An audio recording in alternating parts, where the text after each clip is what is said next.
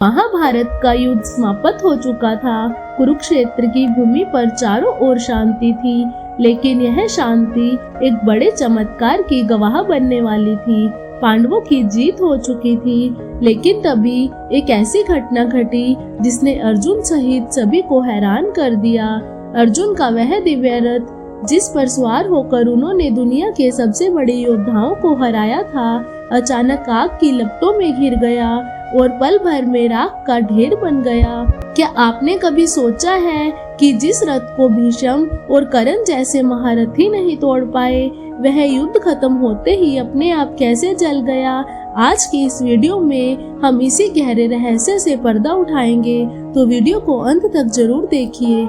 युद्ध के 18वें दिन जब विजय के बाद भगवान श्री कृष्ण ने अर्जुन से कहा, हे पार्थ, आज तुम रथ से पहले उतरो, तो अर्जुन थोड़े हैरान हुए, क्योंकि नियम के अनुसार सारथी पहले उतरता है। लेकिन कृष्ण के आदेश पर अर्जुन नीचे उतरे और फिर श्री कृष्ण भी रथ से उतर गए। उनके उतरते ही रथ की ध्वजा से हनुमान जी अंतर ध्यान हो गए। जैसे ही श्री कृष्ण के चरण भूमि पर पड़े, पूरा रथ भीषण लपटों के साथ जल उठा। अर्जुन ने घबराकर पूछा, केशव, यह क्या हुआ? तब श्री कृष्ण ने मुस्कुराते हुए एक ऐसा रहस्य बताया जिसे सुनकर आपके रोंगटे खड़े हो जाएंगे। उन्होंने कहा, हे अर्जुन, यह रथ तो बहुत पहले ही भीष्म पितामह, द्रोणाचार्य और कर्ण के ब्रह्मास्त्रों और दिव्य अस्त्रों के प्रहार से भस्म हो चुका था।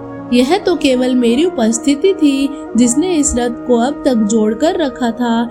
इस रथ के सुरक्षित रहने के पीछे 3 बड़ी शक्तियां थी। पहली, स्वयं भगवान श्री कृष्ण जो ब्रह्मांड के स्वामी हैं, उनकी योग माया ने अस्त्रों के प्रभाव को रोक रखा था।